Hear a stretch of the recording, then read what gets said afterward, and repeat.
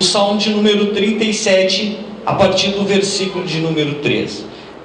Diz assim: confia no Senhor e faz o bem, habita na terra e alimenta-te da verdade. Agrada-te do Senhor e Ele satisfará os desejos do teu coração. Entrega o teu caminho ao Senhor, confia nele e o mais Ele fará. Fará sobressair a tua justiça como a luz, e o teu direito como o sol ao meio-dia.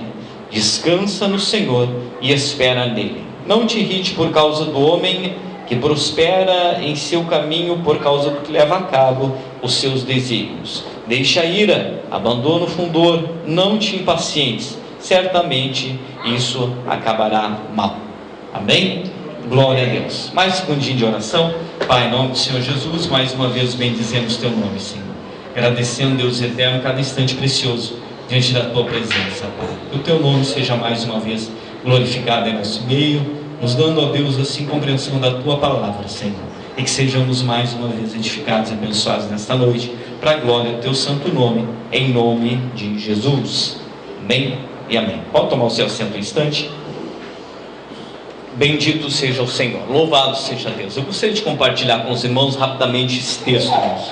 Texto bem conhecido, como eu já disse para os irmãos, de um salmo muito conhecido, um dos tantos salmos que foram escritos por um homem chamado Davi, um homem que ao seu tempo teve um destaque muito grande no meio no qual ele convivia, e não teve um destaque grande na sua vida porque ele fosse uma pessoa que se diferenciasse de outros a nível humano. Não foi uma pessoa que teve um destaque porque tinha características especiais quando nós pensamos no ser humano natural. Os irmãos que conhecem a Bíblia e que já continuam fazendo a leitura dela, vão lembrar que Davi, na verdade, era um moço quando foi chamado por Deus para desenvolver o ministério. E que quando isto aconteceu, a Bíblia diz que nem o seu pai acreditava que ele poderia ter algum destaque dentro da família. Deus, depois que rejeitou o rei Saul, ele chama o profeta Samuel e dá uma ordem para o profeta Samuel. Ele diz: Samuel, tu vai agora até a casa de um homem chamado Jessé, porque este homem tem um filho, e este filho que este homem possui haverá de assumir o reino no lugar de Saul. Porque Saul, a despeito de ser uma pessoa que aos olhos humanos tinha qualidades para estar naquela posição, aos olhos de Deus ele não tinha. Os irmãos vão lembrar que Saul foi o primeiro rei de Israel. E a Bíblia diz que Saul era um homem formoso, era um homem grande, forte, alto. Ele tinha aparência, ele tinha uma postura, ele era uma pessoa com quem os outros, olhando para ele, viam nele um porte ou um aspecto de alguém que poderia se destacar dentre aquele povo. Mas a Bíblia diz que aos olhos do Senhor ele se tornou repreensível. Então Deus chama o profeta Samuel e manda que o profeta Samuel vá até a casa de Jessé, porque dentre os filhos de Jessé o Senhor haveria de prover-se de um rei. E os irmãos conhecem a história. Quando Samuel chega na casa de Jessé, Samuel pergunta por seus filhos. Jessé, ouvindo isso, manda entrar os seus filhos e passar diante do profeta Samuel, para que Deus viesse a apontar aquele que haveria de assumir o reino no lugar de Saul. A Bíblia diz que passam todos os filhos de Jessé, e eles passam por ordem de aparência. Passa o primeiro, que era o mais alto, era o mais forte, era o que tinha uma postura que talvez aos olhos humanos fosse uma postura apreciável ou desejável para alguém que haveria de assumir a posição que Davi ao seu tempo haveria de assumir, ou seja, que haveria de tornar-se rei sobre a terra de Israel. Só que passa o primeiro e Deus disse: não é este. Passa o segundo e Deus disse: não é este. O terceiro e Deus disse: esse também não. E passam todos os filhos. E a Bíblia diz que Samuel então questiona Jessé e diz: acabaram-se teus filhos? Eram só estes, não tem mais nenhum filho. Aí Jessé lembra-se que lá no campo havia um moço que a Bíblia diz era de gentil aspecto, era ruivo, era franzino, era uma pessoa que olhavam para ele e não viam nele a possibilidade nenhuma de tornar-se um rei, tanto que seu pai, por ocasião da chegada do profeta, nem sequer se deu o trabalho de mandar chamá-lo. Afinal de contas, se Deus vai escolher alguém, tem que ser alguém que seja provido de características que possam contribuir para aquilo que o Senhor tem para realizar. Mas Jessé estava completamente enganado, irmãos. A Bíblia diz que então chama-se Davi lá do campo, e Davi estava lá apacentando as ovelhas. E naquele tempo, irmãos, não pense que o trabalho de apacentar ovelhas era um trabalho bem visto por aqueles que compunham aquela sociedade. Na verdade, aqueles que apacentavam ovelhas naquele momento histórico eram justamente aqueles indivíduos que não serviam para mais nada. Eles não serviam para participar do exército, eles não serviam para ir para a guerra, eles não tinham qualificações humanas que os recomendasse para alguma atividade de destaque na sociedade. E quando isso acontecia, então o indivíduo acabava se tornando-se pastor de ovelhas, porque o pastor de ovelhas, para eles naquele tempo, a despeito de ser um trabalho considerado, o indivíduo que ocupava tal situação era um indivíduo que não precisava ter qualidades humanas. A Bíblia diz que chama-se então Davi, e Davi chega até a presença de Samuel. Quando isso acontece, Deus fala com Samuel e disse: é esse aí, Samuel. Contra todas as possibilidades, ou contra toda a expectativa humana, porque a expectativa estava sobre os filhos que tinham uma condição a nível físico, ou a nível pessoal, ou a nível social, que os destacavam. Mas contra tudo e todos, Deus escolhe aquele que era o menor, aquele que era desprovido de qualidades, aquele que era rejeitado e esquecido, aquele que aos olhos humanos não tinha grande valor. E a Bíblia diz que Davi vem a tornar-se o maior rei que Israel já possuiu. Antes de Davi houve o rei Saul, e depois de Davi todos os seus sucessores não se assemelharam a ele. Davi é o homem sobre o qual o próprio Deus dá testemunho e diz: achei Davi homem segundo o meu coração. Um homem que, a despeito de aos olhos humanos ele não ter qualidades ou qualificações para desenvolver alguma atividade a nível espiritual, aos olhos de Deus ele era o indivíduo mais qualificado ao seu tempo. Aos olhos de Deus ele era um indivíduo que tinha qualificações que o recomendavam, porque a Bíblia diz que Deus não vê como o homem vê. Os olhos de Deus, quando nos olham, Ele nos enxerga de forma diferente. Quando nós olhamos para o nosso semelhante, nós temos a capacidade de apreciar o seu aspecto, o seu físico, aquilo que está posto diante de nós. Quando muito, nós podemos obter conhecimento acerca dos feitos e obras de cada um dos irmãos, mas nós não temos a capacidade de discernir aquilo que está lá dentro do indivíduo, aquilo que compõe a natureza do seu ser, aquilo que compõe a sua alma. Nós não temos capacidade de ver os sentimentos mais profundos que habitam o coração de cada um. Mas Deus, quando olha para cada um de nós, Ele não olha para a nossa exterioridade, Ele não olha para a nossa aparência, mas Ele olha lá dentro. Ele olha lá onde os olhos não veem. E quando Ele olha lá dentro, onde os olhos não veem, é lá que Ele busca encontrar as qualidades que a nível humano nós não conseguimos enxergar. Davi, ao seu tempo, foi este homem. E este homem que se destacou, e se destacou em muitas áreas. Ele foi um indivíduo que conseguiu centralizar todo o reino de Israel. Ele foi um indivíduo que conseguiu reinar sobre toda Israel, unido debaixo do seu cuidado, do seu reino, do seu governo. Ele mantinha o reino, por quê? Porque ele era direcionado por Deus, porque ele era um homem segundo o coração de Deus. E este homem, irmãos, segundo o coração de Deus, e que teve ao seu tempo uma experiência extraordinária com o Senhor, ele nos deixa muitos dos seus ensinamentos registrados na Bíblia. Isso nós encontramos em muitas passagens bíblicas, tanto no livro de Reis, no livro de Crônicas, tanto no livro de Salmos. Nós encontramos muitas referências à pessoa de Davi. E dentre os seus ensinamentos, o que eu gostaria de compartilhar com os irmãos rapidamente nesta noite diz respeito ao texto em que nós lemos, no Salmo de número 37, a partir do versículo de número 3. destacando principalmente a partir do versículo de número 4 a seguir. A partir do versículo de número 4, ele vai apontando alguns passos que, em sendo seguidos, vão fazer com que nós venhamos, se não nos tornarmos homens e mulheres segundo o coração de Deus, certamente vão fazer com que nós venhamos cair na graça de Deus e venhamos ser por Deus abençoados. E eu acredito que este é o desejo, o propósito, o intento de todo ser humano. E se não é, deveria ser. Porque afinal de contas, querendo nós ou não, todos nós um dia haveremos de nos avistar com Deus. Ninguém vai escapar deste encontro. Isso não está no nosso controle, não depende de nós. Eu posso viver a vida toda distanciada de Deus, negligenciando. Eu posso viver a vida toda segundo o desejo do meu coração. E talvez nesta vida eu até viva uma vida aos meus próprios olhos, uma vida aprazível. Vivo a minha vida sem Deus, segundo meu próprio conselho e desejo, e ninguém pode interferir na minha vida.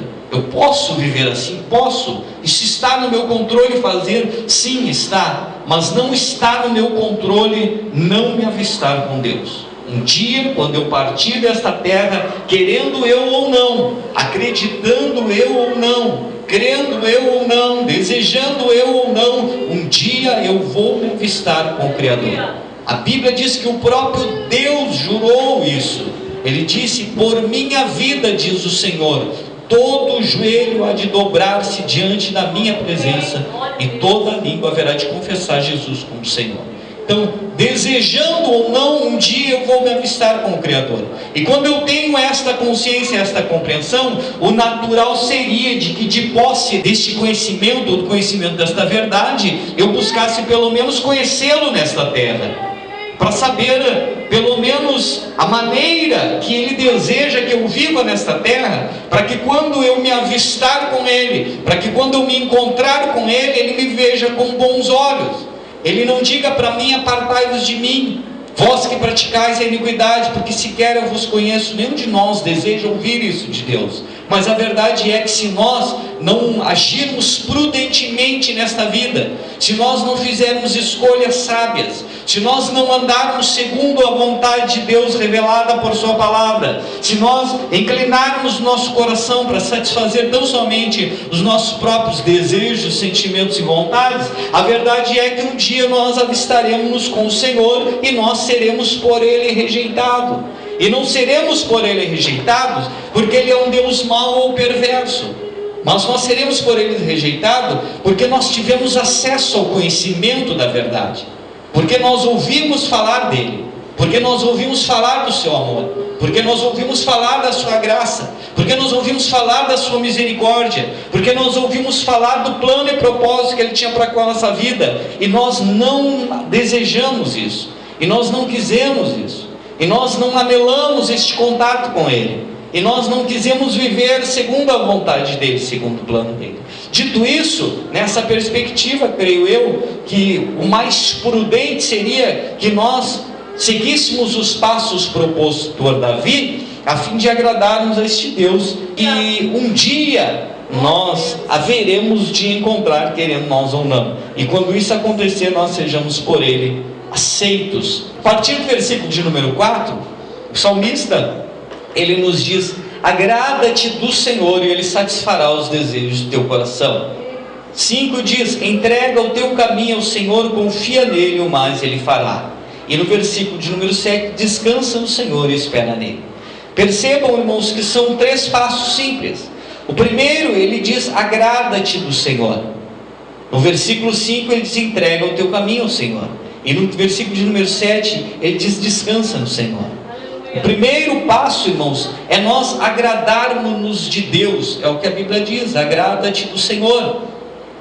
Para que eu venha me agradar de Deus, primeiramente eu preciso conhecê-lo.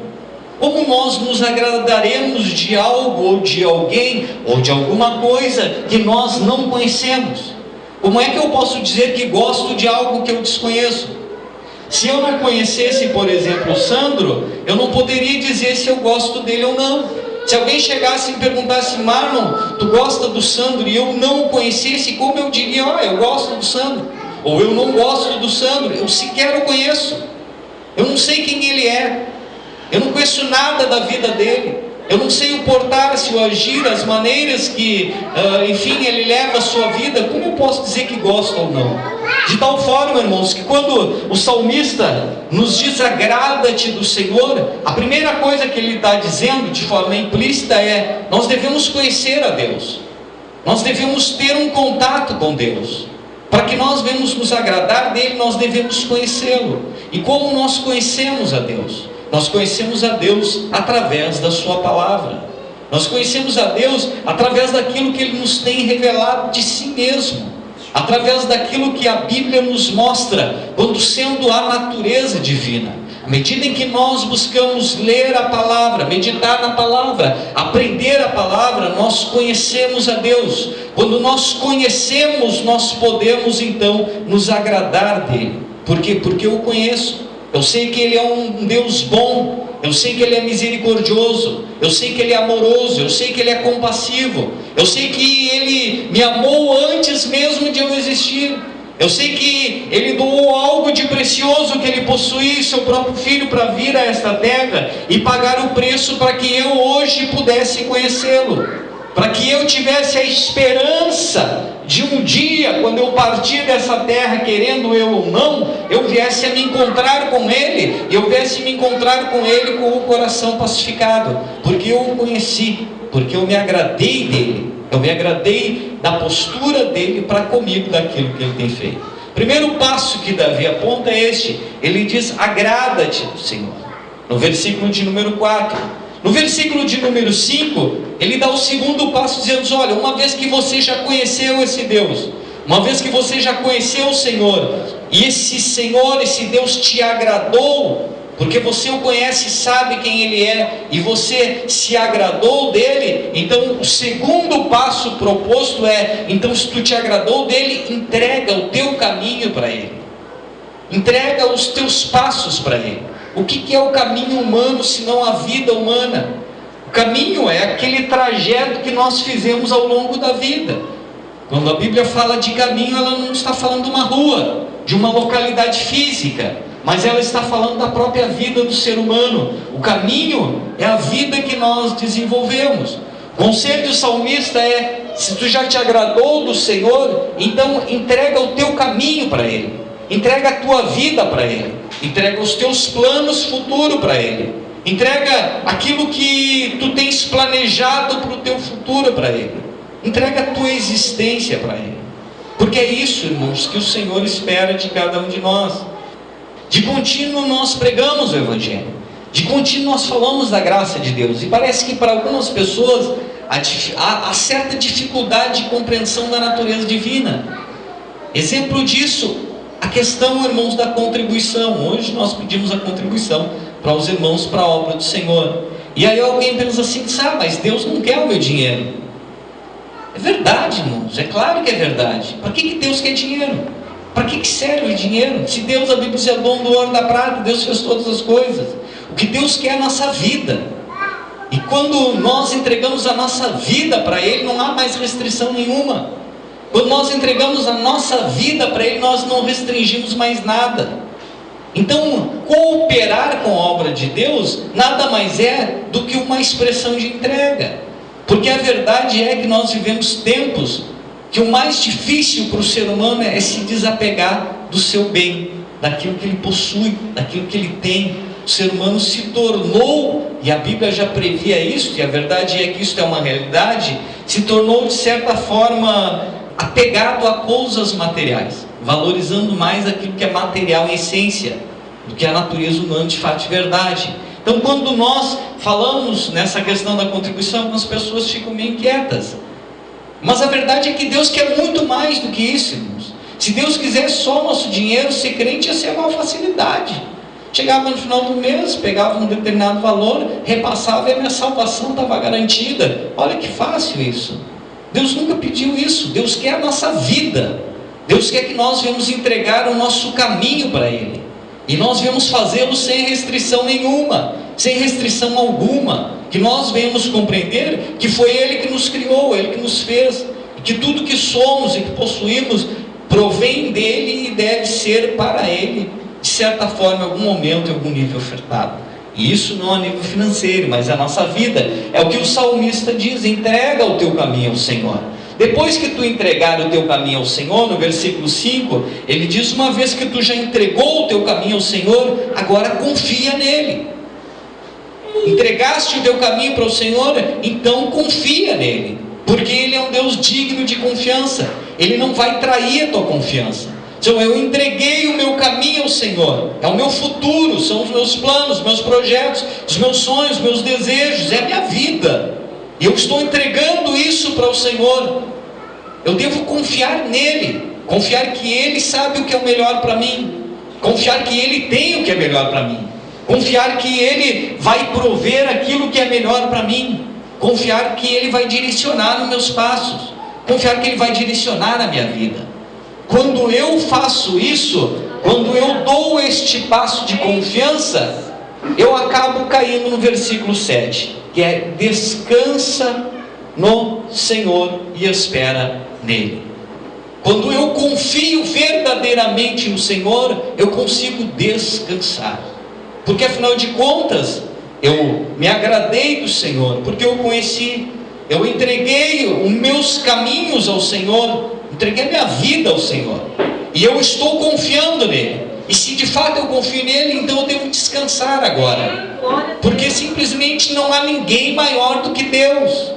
Simplesmente Deus é aquele que está acima de tudo e de todos. E se a minha vida, se o meu caminho, ele foi entregue na mão deste Deus, que tem poder e autoridade nos céus e na terra, que é acima de tudo e de todos, o que pode atingir na minha vida? O que pode afetar a minha vida? Absolutamente mais nada, irmãos. Quando nós compreendemos isso, nós descansamos. E descansar em Deus não é sinônimo de tudo dar certo na vida. A gente pensa assim, diz: bom, agora eu sou cristão, e se eu sou cristão e sirvo a um Deus poderoso, isso implica dizer que a minha vida a partir de agora será um mar de rosas. Ora, ser crente não é ser super nada. Ser crente não implica dizer que nós deixamos de viver neste mundo que a Bíblia diz que jaz no maligno. Ser crente não é uma pólice de seguro para absolutamente nada. Ser crente é ter a confiança de que o meu caminho foi entregue para Deus, e que eu confio nele, e que eu descansarei nele mesmo se tudo não dá certo, mesmo se dá errado. Aí eu vivencio uma determinada situação hoje, que para mim, aos meus olhos, no tempo presente, parece algo que é prejudicial, algo que é ruim. Só que a Bíblia diz que todas as coisas cooperam para o bem daqueles que o amam e que são chamados segundo o seu propósito. Quando eu entendo isso, as situações vivenciadas nesta vida, elas não me abalam. Por quê? Porque eu estou descansando no Deus que tem todo o poder e autoridade nos céus e na terra. Quando nós fazemos isso, irmãos, nós nos tornamos inabaláveis diante das lutas. As lutas virão, sim. Problemas existirão, sim. Mas nós temos uma confiança. A confiança é de que a nossa causa, a nossa vida, o nosso caminho, ele está na mão do Senhor. E se assim o é verdadeiramente, nós podemos descansar em meio das lutas, descansar em meio aos problemas. Nós vivemos aquilo que foi a promessa de Jesus Cristo para os seus discípulos. A Bíblia diz que nos momentos que precedia a ascensão de Jesus, reunido com seus discípulos, ele disse: deixo-vos a minha paz, e a minha paz eu vos dou, e não vou lá dou como o mundo a dá. Então, existe uma paz produzida pelo mundo? Sim. Quando tudo está bem, quando tudo está certo, quando não existe problema financeiro, não existe problema familiar, não existe problema de saúde, quando as coisas estão correndo tudo bem, quando tudo está um mar de rosa a nível humano, nós vivemos uma paz que o mundo oferece.